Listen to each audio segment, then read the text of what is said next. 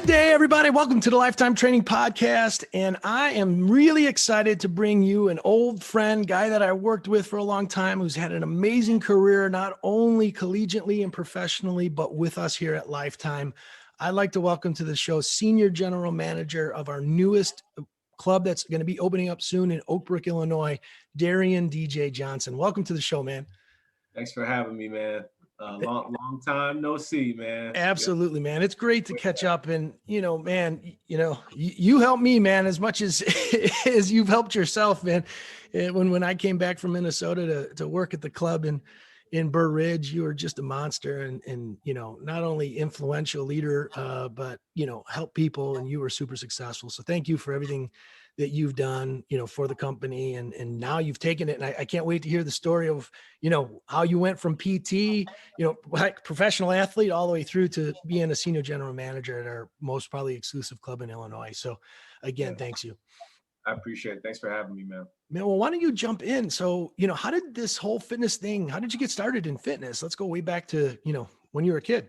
Yeah. So I was one of those kids, man, who was always like into fitness. I was a gym rat and had my first membership at a local club.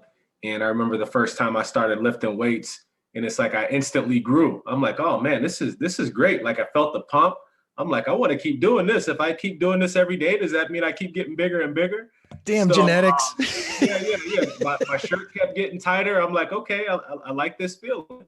And, I just started educating myself more on training. And I used to watch this show in the morning, every morning before I went to school. And it was a workout show on ESPN. They used to do like fitness on the beach and stuff like that.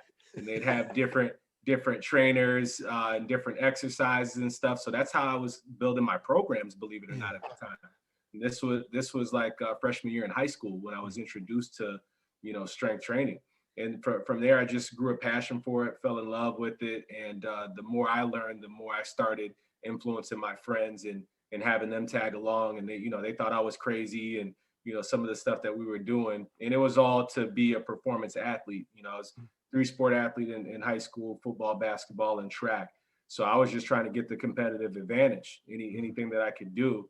And, the strength training was a huge component for that, not only physically, but mentally too. I'm like, if I can make this the hardest part of my day, then everything else was going to be easy.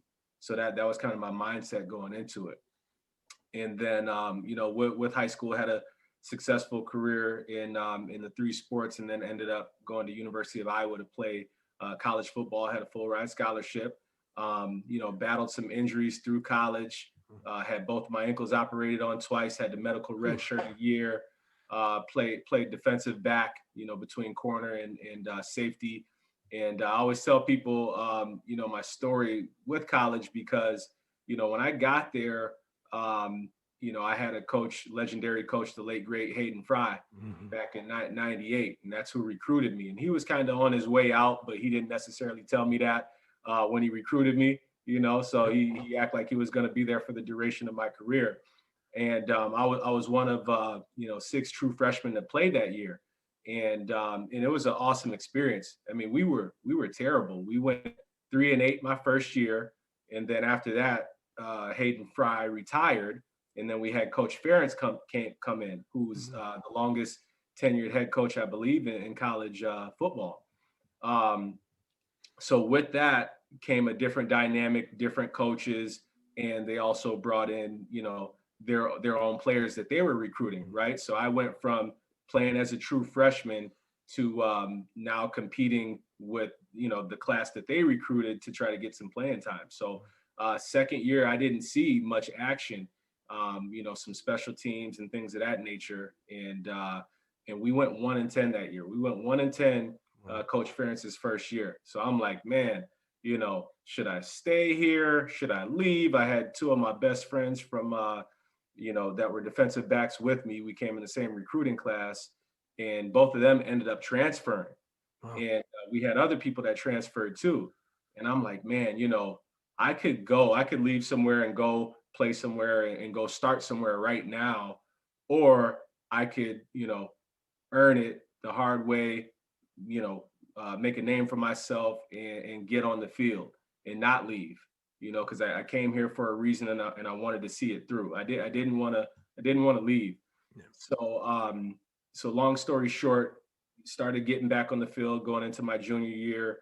And then I got injured at the end of, well, actually I got injured at the end of my true sophomore year. So let me take it back. Got injured the last game of my true sophomore year. And in some garbage time minutes that I was playing, blew up my ankle really bad, and ended up sitting out the rest of that off season. Basically tore every ligament in my ankle. And it was awful. I mean, as soon as I did it, I knew it was bad. And by the time I got to the sideline, like, my foot had swollen all the way through my toes. And like the impact of the sprain was so bad that it tore my tape. Like I had my ankles taped.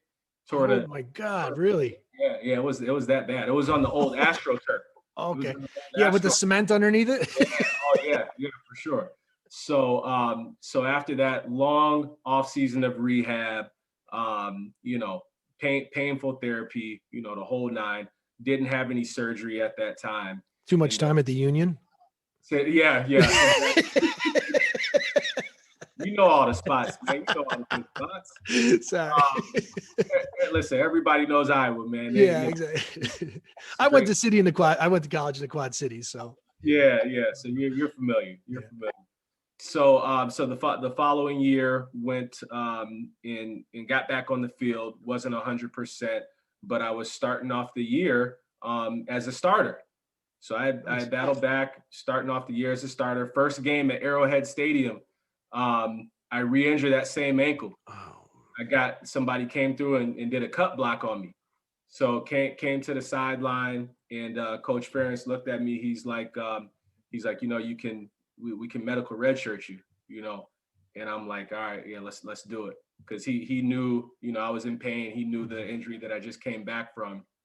So sat out. That was a long year to sit out. It was tough watching my guys play without me, and it was depressing in many ways, but I learned a lot about myself, and I rebuilt my body, did a lot of training, a lot of therapy, the whole nine, both mentally and physically, to get back out on the field. And so that next year, my redshirt junior year, I didn't start, right? So I'm going into the season, as a reserve. So I was even on practice squad my redshirt junior year. And I just remember thinking, like, man, I don't know if I'm gonna be able to get back on the field. Like, I really don't know. Like, the people that were in front of me were doing well, and they were holding down the spot, and it just wasn't looking great. Yeah. And I'm like, but you know what? I'm gonna make sure that I outwork everybody at practice every single day. Like, I'm on scout team. I'm gonna bust my butt, and hopefully somebody notices, right? So the universe works for you, and it works in miraculous ways. For sure. And not to jeopardize anybody else's future or career, but we had somebody that got injured for the season. So we're like halfway through the season, and one of our starting corners had a bad injury, and he was out, and I was the next man up, and I got my shot from there, and then never looked back. Oh, man, And it was great. So that year we ended up going to the Alamo Bowl, which is the first bowl game that we played in since I had gotten there. Nice. And we went 7-5 that season. And then going into my senior season, we had the most historical year ever for Iowa. We had 11-1 season. We won the Big Ten. We had a Heisman runner-up at quarterback, Brad Banks. We played in the Orange Bowl against USC, who had the Heisman winner in Carson Palmer. We ended up losing the game, but just that year was so magical. Oh, for sure. Every game was spectacular, and like just the performances, both offensively and defensively. And we had studs. Like, we had first round picks, from Bob Sanders to Dallas Clark, all these big name guys that we had on our team. And we made a historical run, and it was awesome to be a part of, man. So I'll never forget that experience. But it taught me, man, like, adversity is always going to present itself, and you have to be ready for it. And you have a decision to make. You can either, shy away from it, or you can face it and overcome it. And I'm so glad I stayed because it taught me so much. Yeah, man. the mental side of sport, I think a lot of people forget. And, being able to constantly fail, but, with the coaches trying to just push you to your next level. And, I wish I knew this now, back then, what the tactics were and the psychology behind it. And, when you fail and you overcome it, how much more confident you become and how much better of a person you become, man. So congrats, man. That's awesome. Well, one question I got throughout your college career, toughest player you ever played against? Toughest player I ever played against. Oh man, that's a tough one. Because if I look at it from a wide receiver standpoint, Yep. We played against a guy named Charles Rogers. He's since passed away, a few years ago, but he was the top wide receiver in the country, and he was good. I mean, he was basically like a Randy Moss, Wow. So this dude was 6'4", probably run a 4.3, long. And I remember that week preparing for him, we're like, hey, we studied so much film to get ready for him that when I got out there on the field, it's like it was like I already had the answers to the test Love it. because I studied so much film. Preparation, man. I knew all the tendencies. I knew if he lined up in a certain spot where he was going. I knew when he was breaking down for a certain route, if he was going out or in. It was that good. And we ended up shutting him down. But it took that level of detail and, just focus to be able to shut down a guy like him. And I didn't do it by myself. Yeah. Like, I'm not going to sit here. We had double coverage. I had safeties over the top. Yeah. Well, and again, it goes back to, I always say kind of my little tagline has always been Path to Personal Excellence. And I call it the 4 Ps, and it's preparation, performance, persistence, or actually purpose, preparation, performance, and persistence. And you can't, that's what I think many people really take for granted between the good and the amazing is the amount of preparation, the amount of study film so that, people, like I said, exactly what the tendencies are. You ran it through your head so many times that it's like nothing. And that's where the confidence comes from. Maniacal about it, man. Like, seriously, like we got in that deep, and that, that experience alone taught me a lot too. Cause it's just like, man, you can out prepare somebody mentally in a physical sport, Yep. And a lot of times the best guys that I played with had that mental capacity to be able to, compensate for their lack of athleticism. Right. And that's awesome. So now you graduate and now you do go into some professional sport. What happened there? Yeah. So, draft day came, I finished my career on a high note, got an agent, agents telling me, hey, you probably go free agent to, undrafted, or I'm sorry, free agent to late round draft pick. So I'm like, okay, like, I feel like, all right, somebody's going to pick me up. Like, somebody out there wants me on their team, at least give me a shot. So I remember draft day sitting at home, at my parents' house and watching the draft, watching day 1, day 2, day 3. And I'm like, I'm seeing, guys that I play with, guys on my team, all getting drafted. And I'm happy for them. Mm-hmm. And I'm like, all right, where am I at? Where's my turn coming up? Yep. So, and it never happened. And once the drafted finalized, my agent contacted me. He said, all right, man, what do you want to do? He's like, I got a couple options. He's like, you can either, wait around to see if somebody, picks you up on the free agent market, or you can, I can get you a tryout in Canada, in Montreal. So I'm like, hey, I want to play now, man. Let's do it. So, and I don't know anything about Canada at the time.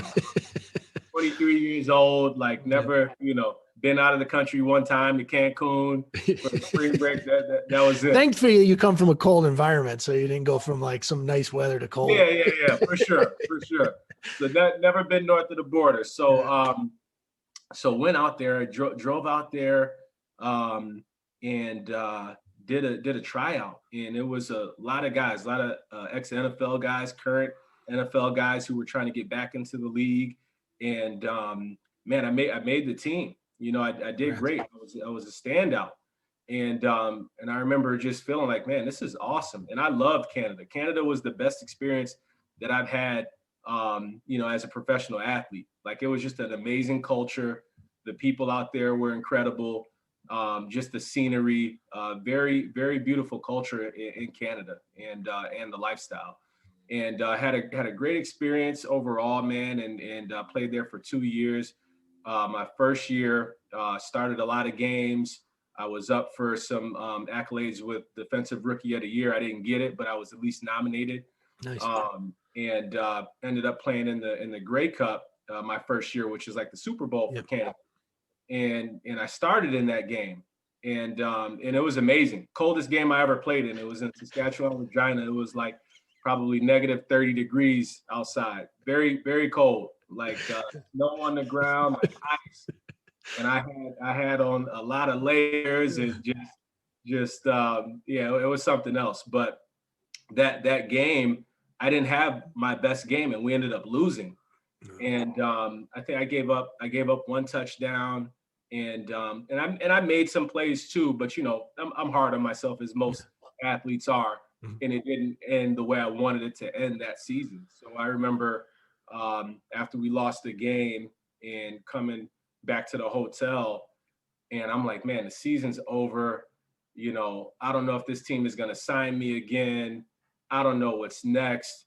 And I'm like, whatever happens, like, I was ready to start my training and my off-season routine, like, right now. Mm-hmm.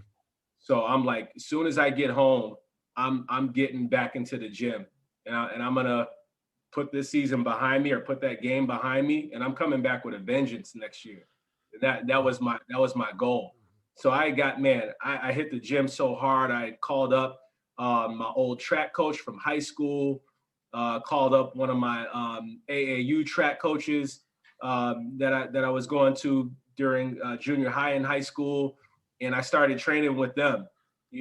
So I'd hit the weights, I'd go train with them, and was doing stairs, just doing everything, running hills, like just going crazy. Didn't take any time off. And that next season rolled around, and I was just, from training camp on, like, I was just another person. And I had a great year. The first game we played, I ended up having 2 interceptions in the game, and that set the tone for the rest of the season. And then I started getting some contact from NFL scouts. So NFL teams had started inquiring about me, and wanting to bring me in and look at me after the season. So after the season ended, that year we ended up getting knocked out in the semifinals. So I came home early November. So early November, done with the season, came back to my parents' house. So that's where I stayed in my off season. And, I'm working out, and one day I'm at home, the phone rings, and pick it up. This is so-and-so from the New York Jets. We want you to come up this weekend for a tryout, for a workout. And I'm thinking like it's one of my boys messing around, because this is at the time we had, landline phones. You know what I'm saying? Yeah, it wasn't, with the cord, real long cord. Yeah, still had the cord on the phone, man. So I'm like, yeah, all right, man, whatever. He's like, no, I'll call you back in 5 minutes with the itinerary. So sure enough, calls me back. Your flight is this weekend, blah, blah, blah, gives me the itinerary. And I'm like, hang up the phone. I'm like, wow. I was like, this is it. Okay. So packed up a little bag, and I remember the taxi ride from the airport to the hotel, and I'm talking to the cab driver, and he's just like, I'm letting him know what I'm in town for. And he's just like, oh man, that's really cool. Like, good luck. And I'm just like, yeah, I don't even know what to expect. I'm showing up and gonna hopefully make the team. That's a yellow cab, no Ubers. Yeah, yellow. This was yellow cab at the time, man. No Uber. So show up that next morning. So I got in town on Friday, did the workout Saturday morning, and the first thing we had was the 40-yard dash. So, I'm coming off of a season after just playing 16 games, hadn't really done any, training, obviously, because I was only home for a week, and had the 40 come up. And I just remember thinking like, man, this is my shot. Like, I have to show up and show out. I take off my shirt. I got my tights on, got my little track shoes. Ready. you know, get down in my 3-point stance. That had to have been around the gold track shoe days too, right? Yeah, right. Yeah, the Michael Johnson gold track shoes. Yeah, a lot of people don't know about that, man. Yeah, I know. Thinking of that. So got down in my 3-point stance, closed my eyes, and I just remember thinking, like, man, I gotta go, I gotta get out, and just got out of there quick, ran through, held my breath the whole time, didn't breathe until I crossed the finish line. At the finish line, we had all the scouts, coaches. So Herm Edwards was out there, a lot of scouts, position coaches, and Mike Tannenbaum, who was the GM at the time. They all had clocks. So I ran through the line, and Tannenbaum was like, 4:37. He's like, what the hell are you doing in Canada? How come you're not over here? I was like, man, I never had a shot. You know what I'm saying? So like this is my first shot. So I think I definitely opened some eyes at that point. Man. And then we finished the day with some position specific drills, and did great in that. And then they signed me that day. They signed me. That's awesome. And that was the most memorable day. That's what I'm saying. What was the feeling, man? What happened? Like, what'd you do? It was just surreal, right? Because it's like, did this just happen, or am I just, did they really sign me? Like, I signed the contract and everything, but it's like, damn, is this real? And it was just amazing. And I remember that first phone call to my parents and my brother, and just let them know, like, yo, I just made the team, and they were just like ecstatic too. So for the rest of that season, because they were still in a season, and this was in November, so I wasn't active for the remainder of that season, but I was signed on the team. Mm-hmm. And that year they ended up getting knocked out, I think, in the AFC Championship. So they had a good year that year. And then the following year went into training camp with them in March. So like the OTAs, which is the off-season workout. So did that my first day of OTAs. Like, I'm out there, geared up. I had a visor, wristbands. Like, I'm looking fresh. I'm out there like Dion. Yeah. And so I had 2 picks my first practice. Oh, nice. It was amazing. But who was the quarterback? Who was the quarterback then? So Brooks Bollinger. Okay. I picked him off one time, and I can't even remember if it was him twice. It may have been him twice, honestly. Okay. Chad Pennington was the starting quarterback at that time. Yeah. So basically, my second interception, I blew up my ankle. Oh. Same one? Yeah. So like, I had ended up having surgery on both of my ankles in college, right? In the off season, just to get them cleaned out. So this one, blew it. I was a guy ran a post, and I'm running man to man with him, and ball was in the air, went up, high pointed it, and then when I came down, landed on my ankle and rolled it. And so then I was done for the rest of those OTAs, which was only another couple weeks because it's pretty short term. But I earned a lot of respect that day, and I caught a lot of attention. So like, my defensive back coach, he's from the south side of Chicago. His name was Corin Brown. He played defensive back at Notre Dame, at Michigan, and then he played in the league for a little bit too. So you can't mix those two, man. I know, right? Get myself in trouble. So I remember him coming into the training room like, hey, he's like, you keep that up. He's like, you keep that up. He's like, you're gonna be all right. He's like, take care, get better. But he's like, yeah, you're gonna be good. You keep that up. So that made me feel good. That reassured me, and allowed me to, feel like I could take my time to get healthy, and then be ready for summer camp, which was coming up that summer. So summer camp rolls around, and we're doing the 2-a-days, sometimes 3-a-days, and like, I just remember, man, like being on a mission. We had a scrimmage against the New York Giants, because for your 2-a-days, you can pick a team typically within your state or nearby, where you go drive down to their facilities, and you do a scrimmage. You have your 2-a-days there. So we did it against the Giants, and this is back when they had like Brandon Jacobs, big running back. They had Jeremy Shockey, Eli Manning, Plexico Burris, all these big names, big guys. And listen, let me tell you, like, New York Giants, I guess that's not just a literal name; it's figurative. These Those dudes dudes were big. all big, man.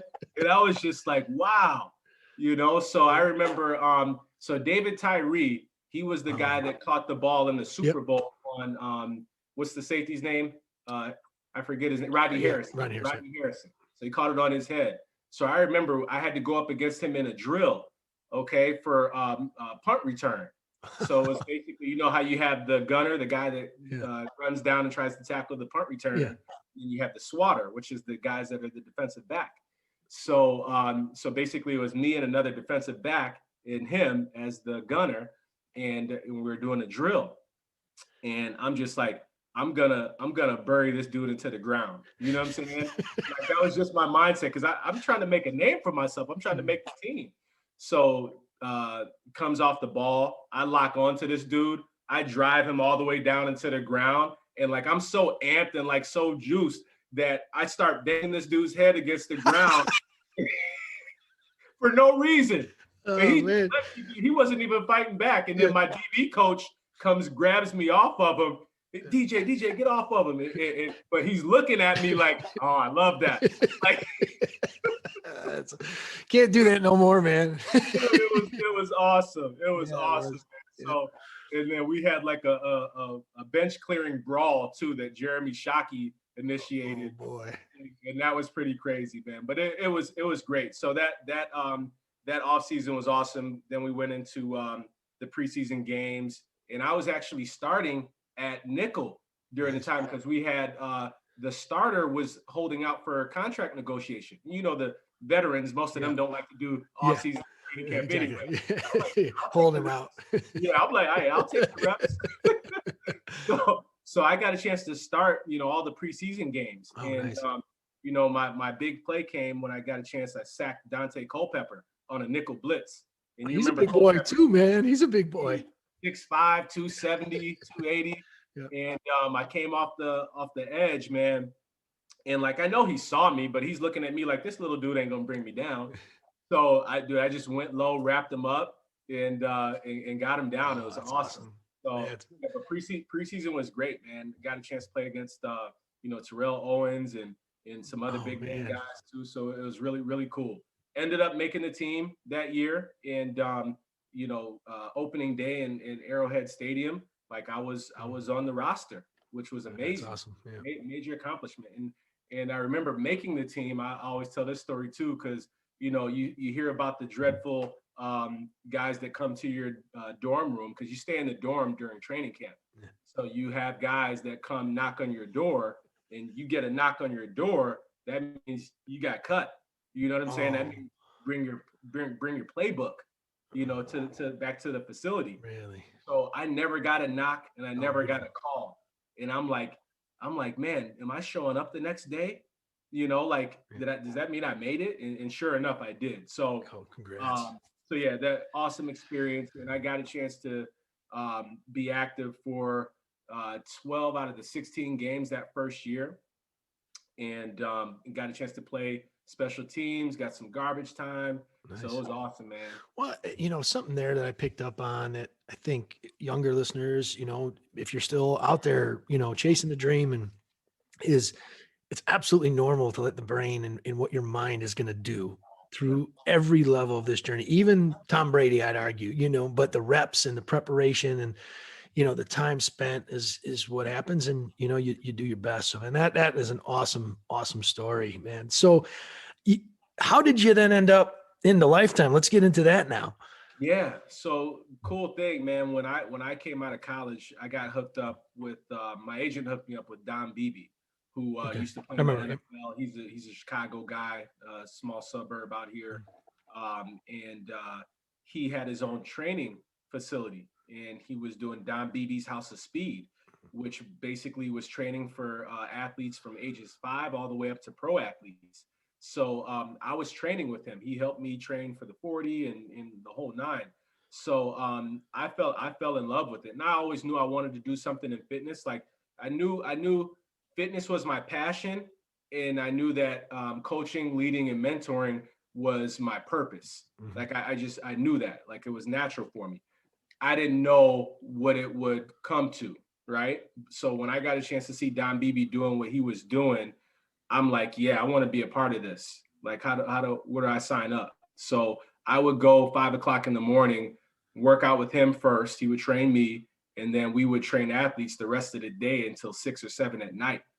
And I remember the days just flying by, and it never felt like work. And I loved it. It was me all the way. You know, it fulfilled everything that I wanted, and it gave me purpose. I love helping people, and that was a part of it. But you're helping them physically and mentally too. Yep. So in my off seasons, I was doing that. I was coming home in my off seasons and I was training with Don, and then through that, I met one of my training buddies that was a GM for Xsport Fitness.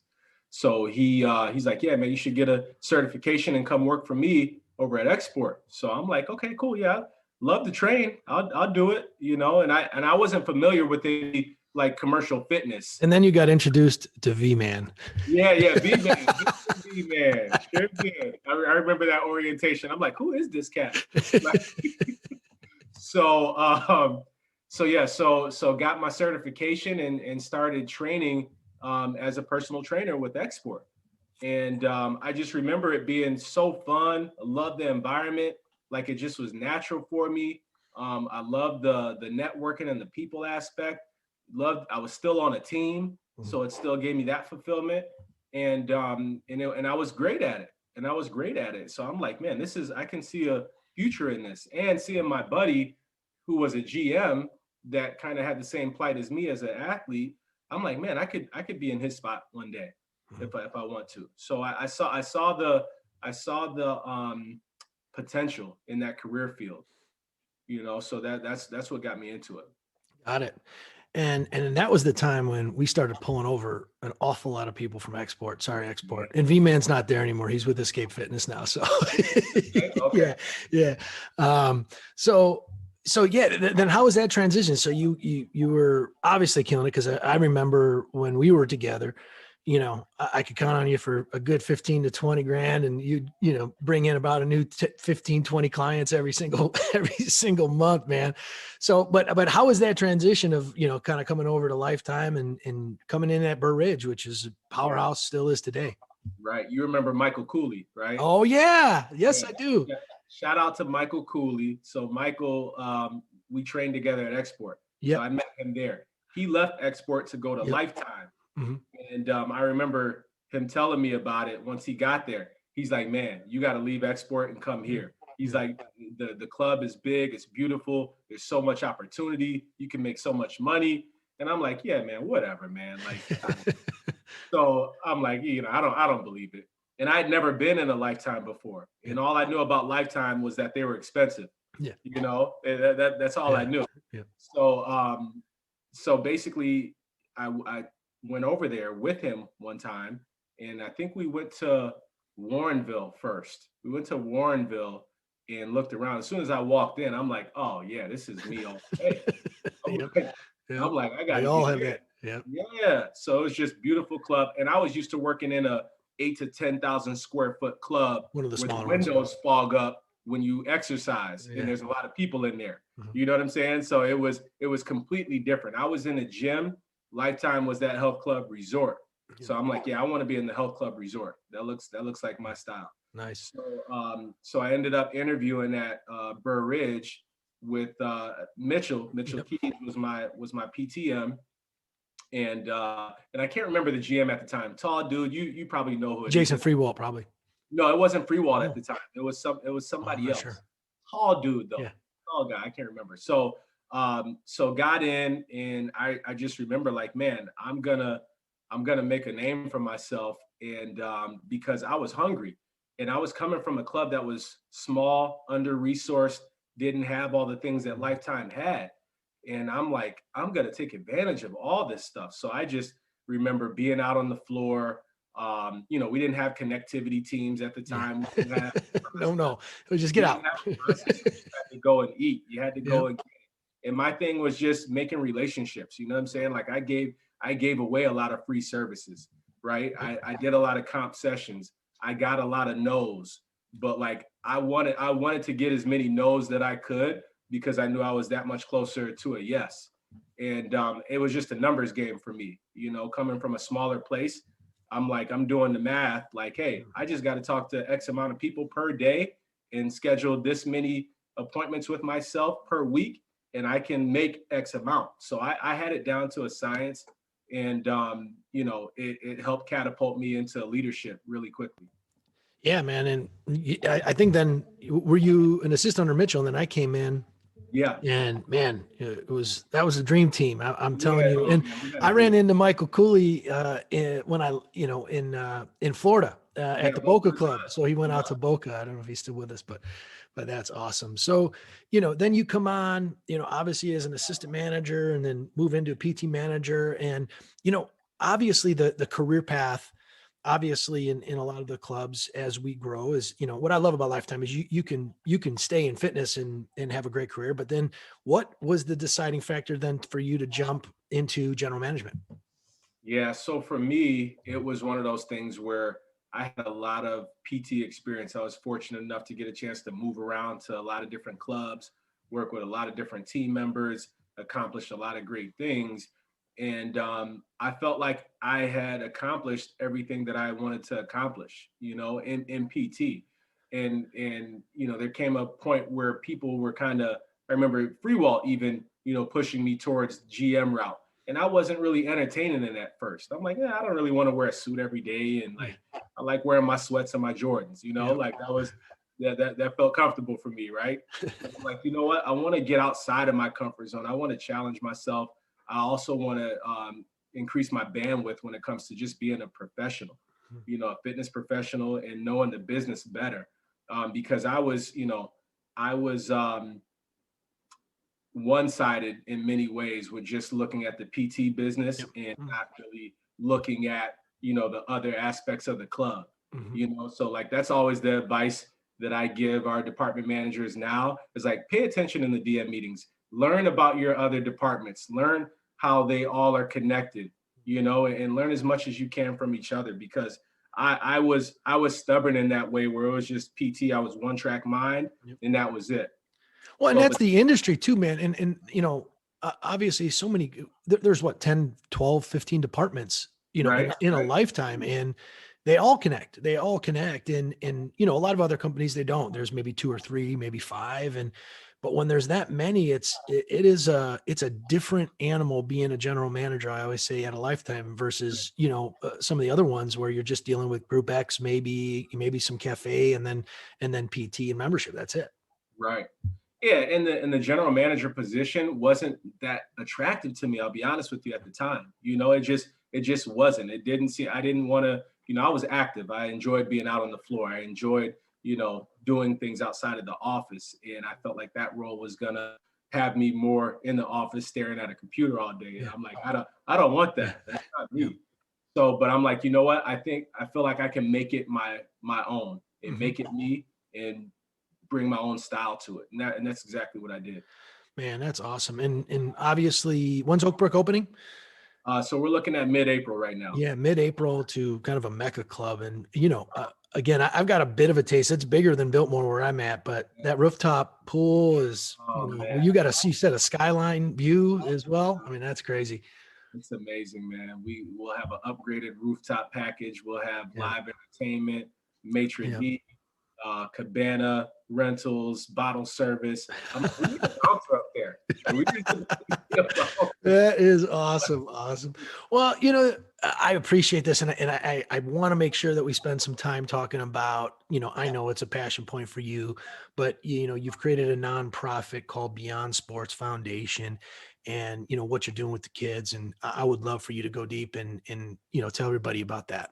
Yeah, so Beyond Sports Foundation, actually a member at Lifetime told me about it over 3 years ago. And she's like, yeah, there's this great foundation that, caters to student athletes, in the Chicagoland area. It's about 75 to 80% kids of color that could use you. You could use somebody like you. And I'm like, really?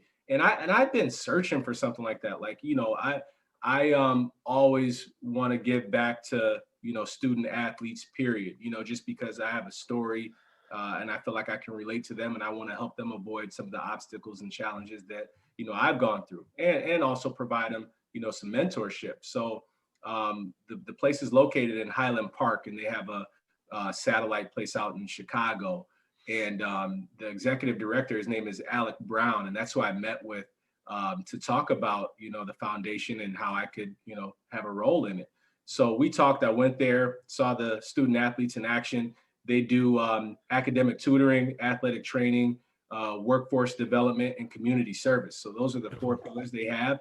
They handpick these kids from the Chicagoland area based off some different criteria, and they help them get scholarships. So get them as young as sophomores in high school, and then they stay with them throughout their college years too. It's a high touch point foundation, which was awesome. So when I saw all this and learned more, I'm like, this is the missing link to my life.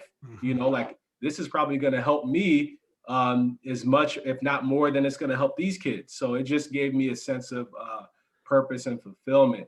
And I got on the board last year, and I just been so excited about it over the last 3 years. I was just telling everybody about it organically just because I was excited about it, So I'm like, hey, you got to check this foundation out. They're doing awesome work. And I'm new to the philanthropy game, so it wasn't anything that I was necessarily accustomed to or used to, but I just love the concept and the idea.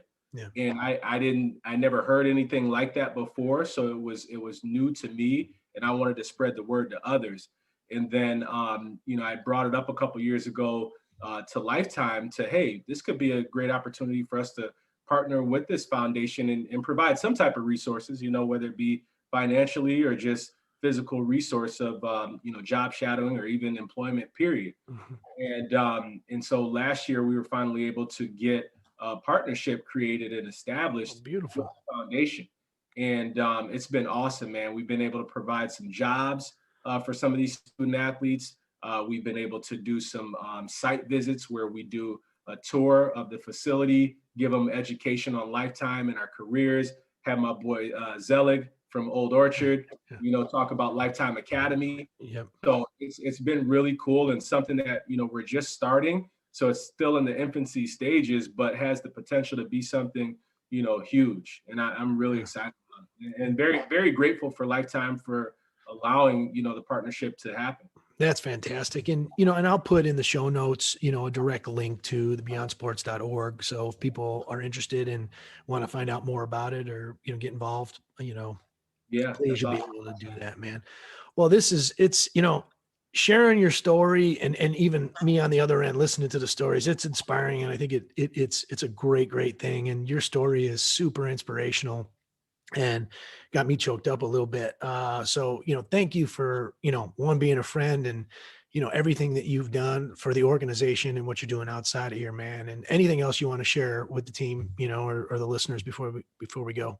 Yeah, no, I'm very grateful, man, of you. Like you were a pivotal person for me as well, starting off in the game and getting to see somebody like yourself who, for those of you who don't know, which I'm sure everybody knows, but Stella is all about education and he's all about his people. And I felt that from the minute that you came in, and I appreciate your leadership and mentorship that you provided me, man. So you were definitely a big part in that. So I appreciate it. And just thankful for Lifetime and the platform that they're providing, all of us right now, man. I think now more than ever, we need it. We need to hear from different people. We need to hear these different stories and inspire each other and bring each other up, man. So I'm just really grateful, and I'm in a great place, man. So man, thank you so much, man. I can't wait to get back there. My parents still live there, so I need to get back and come visit for sure. Exactly. I'll hold you to that bottle service. Hey, I won't charge you the full and price. Not a little bottle either. For renting a cabana, okay? I won't charge you the full price. Well, you have a great day. Tell everybody out there I said hello, and again, it's super inspiring story. Thank you so much, D. Appreciate you, man. Thank you.